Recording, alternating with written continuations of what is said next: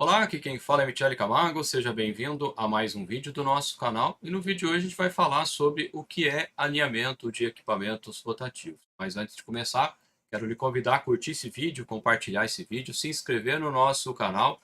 E se os nossos vídeos têm te ajudado e você quer nos ajudar, você pode, através do botão Valeu Demais ou se tornando membro do nosso canal, que além de nos ajudar, você também tem acesso a materiais exclusivos. Então clica em Seja Membro e veja a modalidade que melhor lhe atenda.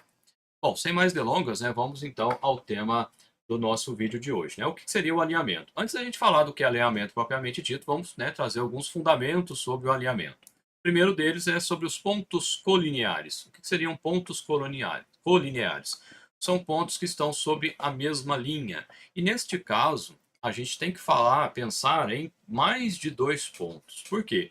Porque dois pontos definem uma reta.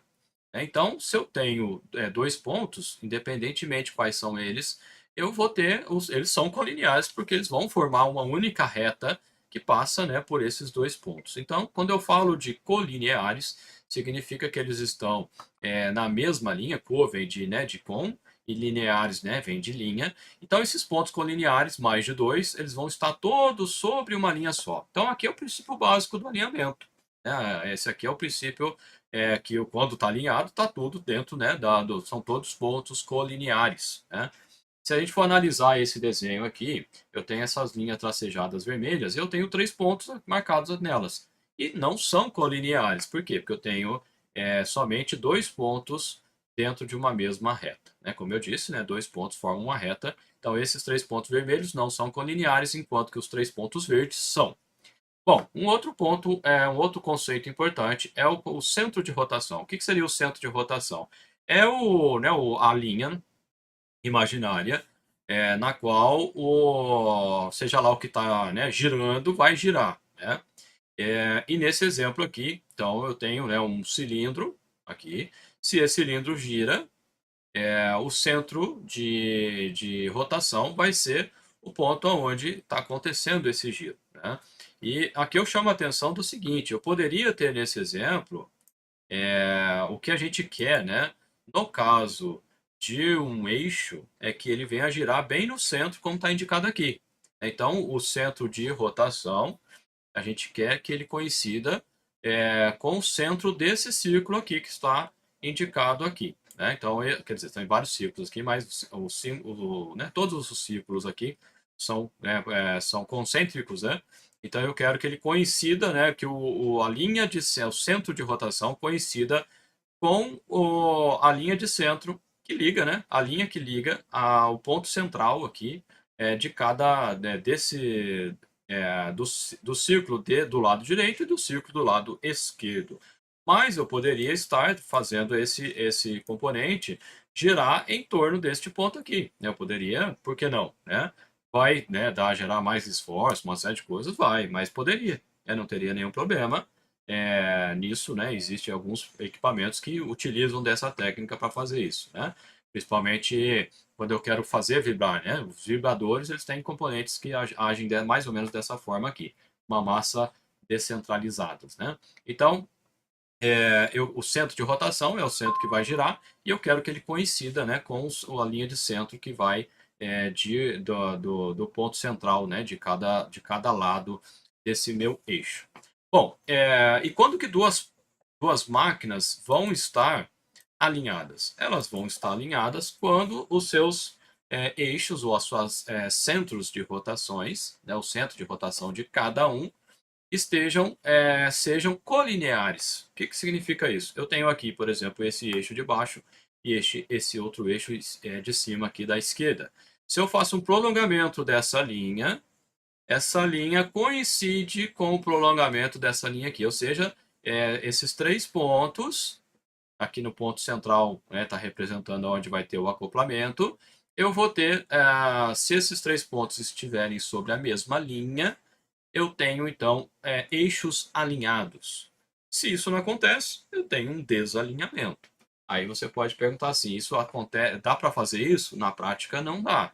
Você sempre vai ter um desalinhamento, por menor que seja, em alguma seja horizontal, vertical, seja angular, você vai ter alguma coisa. E por que que não dá para a gente eliminar totalmente o desalinhamento?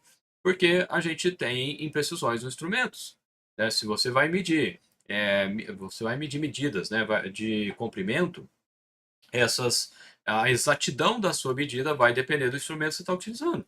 Então, se você estiver usando trena, se você estiver utilizando paquímetro, micrômetro, máquina de medir coordenada, sei lá, né, o que você vai usar para medir isso, você vai ter incertezas em função disso. Então, se o seu próprio instrumento de medição ele já é impreciso, então não tem como eu conseguir 0,000, né? Alguma coisa vai ficar. Quanto melhor for os seus instrumentos, menor vai ser o desalinhamento que você consegue. Só que tem hora que para você conseguir um desalinhamento zerado, você vai gastar tanto tempo, às vezes tanto recurso para isso, que é desnecessário, né? Então, existe um certo limite e quem determina o limite de desalinhamento máximo permitido, é o fabricante do seu equipamento. Aí você fala assim, mas e se o fabricante não me fornecer? Bom, primeiro, né, mude fabricante, né, porque todo fabricante deve informar quais são os parâmetros ótimos de trabalho do seu equipamento. Mas no caso de você não ter, ou o equipamento já é antigo, você não existe a norma que traz parâmetros.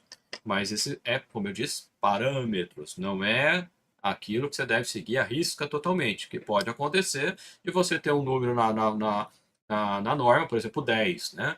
E aí 10 é ruim. E aí você vai analisar o seu equipamento, 10 tá bom. Ou o contrário, às vezes 10 é bom para a segunda norma e para o seu equipamento é ruim. Então depende muito. Isso depende de tamanho, rotação, uma série de coisas, né, os valores, né, que são determinados na norma. Então o ideal é que você pegue esses valores da norma. E quais são os desalinhamentos que a gente tem? Existem basicamente dois tipos de desalinhamento. O primeiro deles é o paralelo, radial ou offset, são os três nomes que você pode encontrar ou pode, né, ouvir em documentações técnicas falando, mas são iguais, é a mesma coisa. Alinhamento paralelo, ou radial, ou offset, estamos falando exatamente da mesma coisa. Existe o angular ou axial, né, que é o angular, né, que ele gera um certo, o próprio nome fala, é um ângulo, né, e o axial, né, a gente vai falar daqui a pouquinho, e só que pode acontecer os dois ao mesmo tempo. Então, eu tenho um combinado. Então, em tese, eu tenho dois tipos de desalinhamento, dois tipos, mas eles podem trabalhar juntos, tá? Que é o que acontece na prática, né? Na maioria das vezes, 99,99% você tem os três, né, o combinado, né? Os dois, tanto paralelo quanto angular, acontecendo ao mesmo tempo, né? Vamos ver aqui a diferença, então, entre eles. O paralelo, como o próprio nome fala, se eu traçar linhas paralelas aqui de cada eixo, eles nunca vão se encontrar, não vão se tocar, esses eixos, porque eles estão paralelos, né? Então, você tem um certo gap. Nesse exemplo aqui, o motor está mais baixo do que a bomba, né? Nessa situação. Então, você tem que colocar um calço aqui no motor para suspender, né? E dá mesmo valor, né? Então, se aqui na frente você colocar um calço de 5 décimos, você vai colocar 5 décimos aqui também, né? Então, seria essa a ideia, né? E daí vem a questão, né? O porquê que tem que ser, por que a gente recomenda o uso de calço calibrado, né? Calço calibrado é que ele garante que a espessura é aquela lá mesmo, né? Em todo o espaçador, né? Justamente porque você precisa de ter medidas corretas, né? Esses valores de desalinhamento eles são bem pequenos. Então, se você não tiver, vai lá na oficina, corta uma chapa e põe, quem garante que a chapa tem a espessura que, né, você precisa realmente, né? Então, é importante você garantir. Ou faça uma usinagem. Aí é preferível comprar já, né? Que já tem os fabricantes aí que fornecem. Então, esse seria, né, o desalinhamento paralelo, né? Ele vai ter uma certa distância aqui entre esses eixos. Aí eu vou ter o axial, o angular ou axial, que vai ter um determinado ângulo. Uma das maneiras da gente detectar isso é quando você mede o espaçamento aqui, né? Entre um cubo e o outro do acoplamento aqui. Nesse caso, o acoplamento com, né, um elemento elástico só, né? Se for acoplamento elástico, que normalmente é. Então veja que aqui está indicado, né? As distâncias estão bem grandes para ficar bem claro, obviamente. Então eu tenho uma distância A1 aqui, indicada na parte superior, e eu tenho a distância A2 indicada aqui na área aqui, né, aqui embaixo, na parte 3. Então, se ó, a 1 é maior do que a 2, poderia ser o contrário também, não tem problema, significa que eu tenho um desalinhamento angular. Por que ele é chamado axial? Justamente porque, veja que eu consigo detectar aqui a distância axialmente. Se eu coloco um relógio comparador aqui na frente para medir né, o quanto que, se você girar isso aqui, o que vai acontecer, né? Ora essa parte aqui vai estar em cima, ora essa parte vai estar embaixo. Então, o que vai acontecer? Isso aqui vai, né? Vai ficar mexendo assim, né? Então você consegue, a ponta do relógio comparador vai mexer também e você vai conseguir medir, né, o quanto que você tem aí de dimensões, né, em relação a angular. Por isso que ele é chamado também de desalinhamento angular, né, porque a gente faz medidas angulares, angulares não, axiais, por isso que ele chama axial. Angular já ficou claro que é um ângulo, né? E axial, né, porque a gente faz medidas de dimensões aqui na axial para poder perceber esse desalinhamento angular. E o combinado é uma mistura dos dois, né? Então, nesse caso aqui, se eu tiver, né, tanto angular quanto o paralelo, é mais ou menos esse comportamento que a gente vai ter. Como é que eu identifico que essa imagem aqui que eu estou representando aqui, ilustrando, como é que eu represento que ela é um desalinhamento combinado e não é só um angular? O motivo a maneira aqui é muito simples de visualizar. Se você verificar a imagem anterior, o que, que a gente tem aqui? A gente tem o prolongamento desse eixo do motor, coincide com a linha de centro aqui, né? Então ele encosta na linha desse alinhamento aqui, desse eixo do motor, né? Aqui da bomba, né? Da bomba. Então o prolongamento aqui ele coincide com o centro do acoplamento aqui do eixo do equipamento movido, no caso aqui representado por uma bomba. Já no caso aqui, se você prolongar, nesse exemplo aqui que foi mostrado, a parte da frente aqui menor, né, do que a parte de trás da bomba, se você prolongar aqui esse eixo, nunca vai encontrar, né, porque está apontado para baixo. E se você alongar aqui o eixo do motor, nesse caso aqui a bomba, né, que está inclinado, e o motor estaria retinho, vamos dizer assim, se você prolongar o eixo do motor, o que vai acontecer? Ele vai, na hora que encosta aqui no cubo ou no eixo do lado direito, ele não coincide com o centro da linha de centro desse eixo aqui. Então, por isso que ele tem aqui tanto um desalinhamento paralelo aqui, offset, quanto né, esse angular, né, que você consegue visualizar distâncias diferentes aqui nessa questão. Né? Então esse é o ponto. Né? E como é que eu escrevo, né, como é que eu identifico o acoplamento, o desalinhamento angular? Da forma como eu coloquei aqui nesse triângulo. Ele vai vir em duas medidas, na medida H por L, ou seja, eu vou ter um desalinhamento de tantos milímetros, de décimos de milímetro, centésimo, enfim, vai depender de cada caso, para né, tal valor de comprimento. Né? Isso aí, numa aula apropriada, a gente vai falar sobre isso aí. Né? Hoje eu não vou falar sobre isso, não. Hoje é só para a gente apresentar esses desalinhamentos aqui, né? O que são, né? E qual a importância. Bom, e qual é o efeito do desbalanceamento? O efeito do desbalanceamento é gerar forças que são periódicas, né? Bom, então vai gerar esforços no equipamento adicional. Então, nesse exemplo dessa imagem aqui, dessa animação, mostra né, uma força acontecendo ora para a direita, ora para a esquerda, em função desse desalinhamento. E aqui também essa força que é radial, né? Então ele fica jogando equipamento para cima, para baixo, para o lado, né? E isso vai gerar esforços nos equipamentos, tanto né, vamos dizer que é bomba e motor, tanto na bomba quanto no motor elétrico, né? No equipamento movido e no equipamento motor. E isso vai fazer com que o equipamento quebre mais cedo. E isso não é muito bacana de se acontecer, né?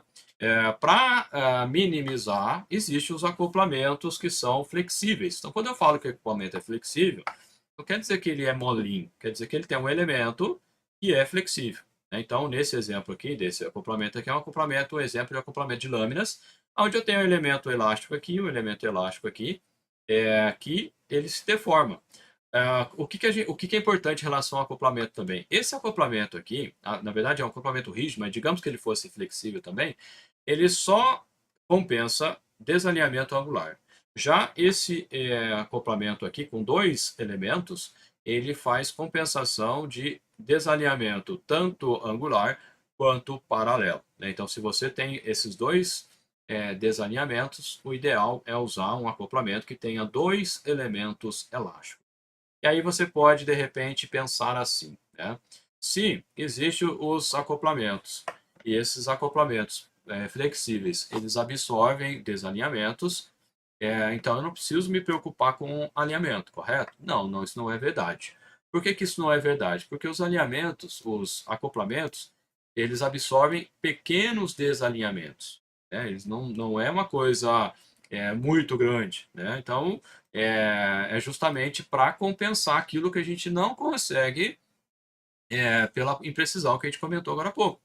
Então, se você não fizer a observação desses limites do acoplamento, como é que eu sei disso? Você tem que olhar para os dados do fabricante do acoplamento que você comprou. Ah, comprei o acoplamento ali na loja da esquina. Bom, aí você não vai ter suporte técnico mesmo. Se você comprar, né, de um distribuidor, de um fabricante, você vai ter suporte sobre estes quesitos, né? Então, o fabricante, isso vai depender do tipo de acoplamento. Dentro de um tipo, vai depender das características desse acoplamento em questão, do tamanho. Cada um vai ter limites máximos que podem suportar, tanto de desalinhamento angulares, quanto desalinhamentos paralelos, né? Então, você tem que observar isso. E qual é o desalinhamento máximo da minha máquina? Como eu disse, é o fabricante que deve lhe informar esta questão. Por quê? Porque é ele que projetou o equipamento dele. Não vai ser um fabricante de acoplamento, não vai ser um fabricante de rolamento, não.